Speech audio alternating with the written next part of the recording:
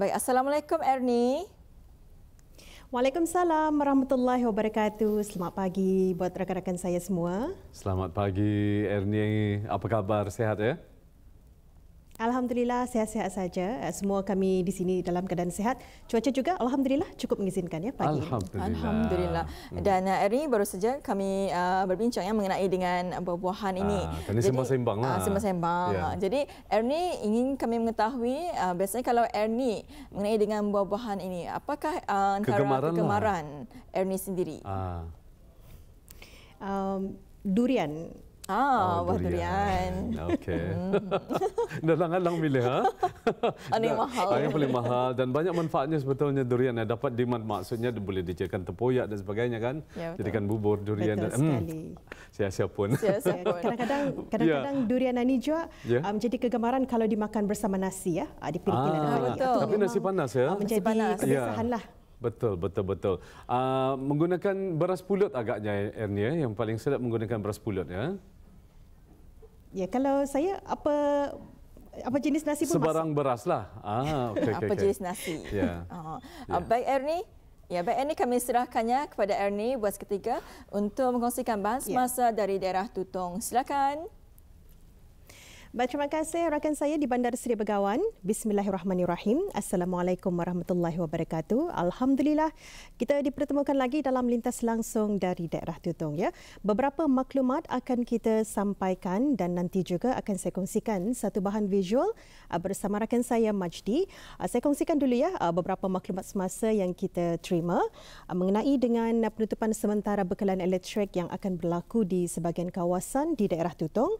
Pada hari ini 27 Jun 2020 akan dijalankannya kerja-kerja penyelenggaraan rangkaian kawat atas voltan tinggi di kawasan Kampung Sengkawang, Jalan Binutan, Mukim Rambai Tutong dan kawasan sekitarnya. Penutupan akan berlaku pada jam 8 pagi hingga jam 4 petang ya. Jadi harap maklum. Dan berikutnya pula kita maklumkan pembayaran pencen perkhidmatan dan pencen turunan untuk balu dan tanggungan secara pandu lalu bagi daerah Tutong seperti biasa ianya akan dilaksanakan di sekitar kawasan Kompleks Dewan Kemasyarakatan Tutong ya, dan ianya akan dijalankan pada 27 dan 29 Jun 2020 pada jam 7.30 pagi hingga jam 3.30 petang. Dan manakala bagi taklimat Sistem Kebajikan Negara SKN bagi daerah Tutong, ianya akan diadakan pada 1 Julai 2020 dilaksanakan dalam 2 sesi, iaitu bagi sesi pagi pada jam 8.30 pagi hingga jam 10.30 pagi, dan manakala di sebelah petang pula akan diadakan pada jam 1.30 petang hingga jam 3 petang, dan ianya akan diadakan di Dewan Kemasyarakatan Daerah Tutong ya. Jadi itulah beberapa maklumat semasa yang penting juga untuk kita ni ambil maklum khususnya bagi penduduk-penduduk di daerah Tutong. Dan seterusnya terus kita saksikan bahan visual yang kami sediakan untuk pagi ini.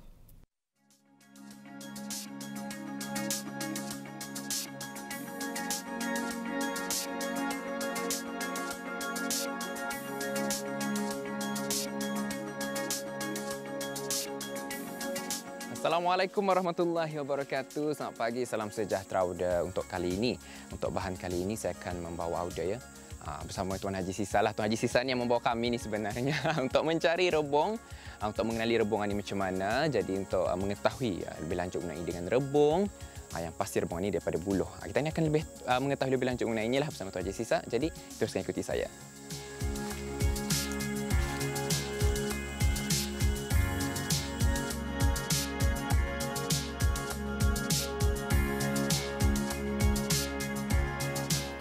Pokok buluh mempunyai banyak jenisnya, di mana terdapat lebih daripada 1,000 spesies dari 70 genera di seluruh dunia. Dan pokok buluh tebal adalah antara spesies buluh yang banyak terdapat di negara ini. Lazimnya, buluh akan bermula daripada rebung, kerana rebung buluh adalah satu-satunya bahagian yang keluar dari pangkal pokok di permukaan tanah untuk ia membiak dan mempunyai isi yang masih lembut. Di kawasan berhampiran rumah dan kebun beliau, terdapat banyak pokok buluh tebal. Oleh itu, beliau membawa saya untuk mencari rebung daripada buluh ini. Ya udah, ni nah buluh yang kita ni sama-sama mencari. Soalnya kalau ada buluh, ada tah rebungnya tu. Jadi Tuan Haji, mana rebungnya? Ya tanda ni rebung buluh tabal. Ni rebung buluh tabal. Yang dami-dami tu bukan? Yang dami-dami ni dipanggilkan tangkisol. Yang dami tu tangkisol. Ini tangkisol. Tadi dami tanah ada. Tangkisol. Ini rebung sudah ni. Jadi rebung ni ya daripada tunas bah. Daripada tunas. Daripada tunasnya tangkisol, kemudian baru jadi rebung. Baru jadi rebung. Okey. Kalau rebung baru terjadi buluh. Baru terjadi buluh. Jadi macam mana ni Tuan Haji cara mengambilnya ni? Pasal kedai aku dia jual pemahir. Mungkin kita boleh tunjukkan caranya lah. Mengambil sanang saja ni pakai pemarang. Kalau anda pakai pemarang dah jadi dapat dah. Ini bercucuk saja ni, anda payah. Cucuk saja ni. Kalau mau dia saja ditetak pun boleh juga.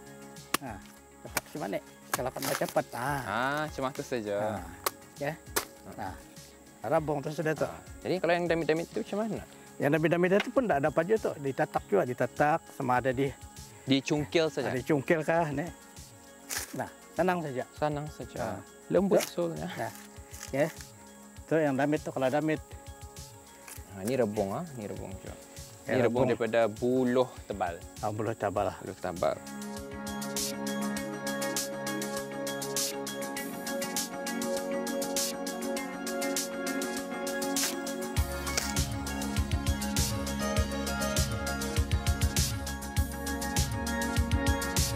Kita ni pindah lagi ke sana. Sikut kita kena. Alhamdulillah ada juga kita ni belurih atau Alhamdulillah. Ada je sekarang di gulai tu kan.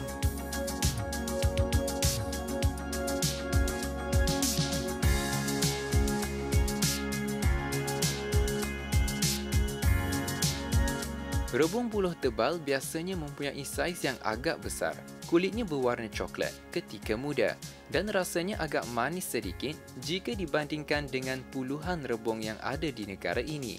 Rebung diambil sewaktu ia masih lagi muda, kira-kira ketika mempunyai ketinggian 1 sehingga 2 kaki, dan selepas itu ia akan digelar melanggur, iaitu rebung yang semakin tua sebelum ia tumbuh membesar menjadi sebatang buluh.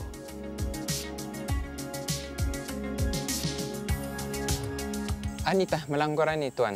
Ini ya tah maksudnya abung yang sudah melanggurnya kami Kedayan melanggur. Melanggur. Maksudnya ia tumbuh tinggi sudah. Ya tinggi sudah lebih daripada rabung biasa.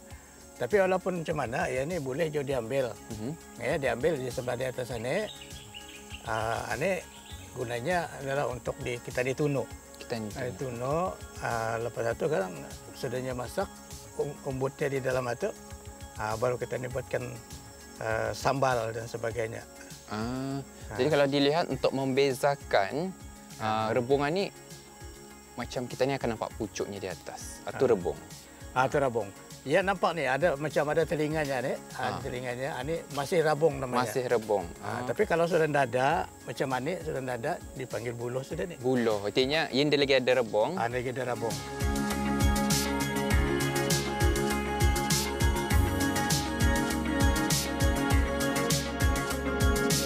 Selesai sahaja kami mengambil rebung tersebut perlu dikopek atau dikubak kelopaknya. Tetapi, perlu juga dilakukan dengan perlahan dan berhati-hati kerana rebung dilindungi oleh kelopak yang mempunyai miang, iaitu bulu-bulu halus yang menggatalkan. Oleh itu, perlu dipastikan miang rebung tidak berterbangan ketika dikubak. Bawah rebung pula tidak diperlukan kerana ianya sudah keras dan tua. Hanya bahagian rebung yang muda dan lembut sahaja diambil dan kemudian dibersihkan dengan menggunakan air. Rebung kemudiannya dipotong mengikut cita rasa masing-masing, sama ada dengan cara menyincang, diarap atau dihiris.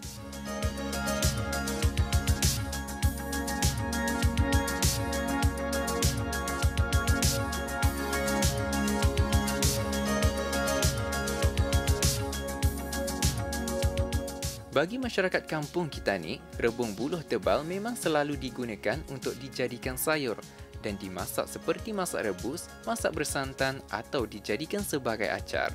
Rebung yang akan digunakan perlu direbus terlebih dahulu untuk mengurangkan rasa pahitnya. kali ini, saya bersama Puan Hajah Siti Zalehah binti Haji Kaprawi yang mengongsikan kepada saya antara khasiat yang boleh diperolehi melalui rebung buluh tebal ini.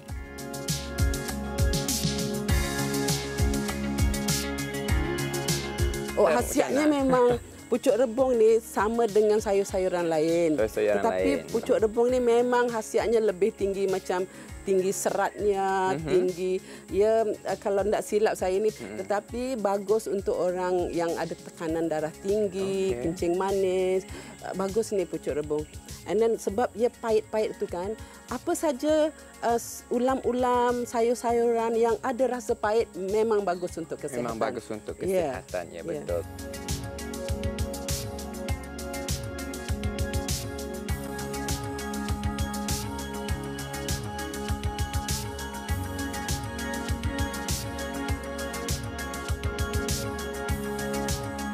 Selain itu, rebung mempunyai tinggi potasium, merupakan komponen penting dalam menjaga dan menurunkan tekanan darah, di samping kandungan seperti fitosterol dan fitonutrien yang juga dinilai baik untuk melarutkan kolesterol tidak baik di dalam tubuh, sekaligus mengurangkan risiko terjadinya serangan jantung. Kandungan seratnya yang tinggi juga amat baik untuk melancarkan proses pencernaan. Rebung buluh tebal tidak sentiasa tumbuh kerana ianya tumbuh bermusim. Jika dahulunya rebung tumbuh ketika musim menyemai padi, tetapi kini ia kebiasaannya tumbuh pada sekitar bulan Mei dan Jun, dan keadaan cuaca mestilah dalam keadaan lembap.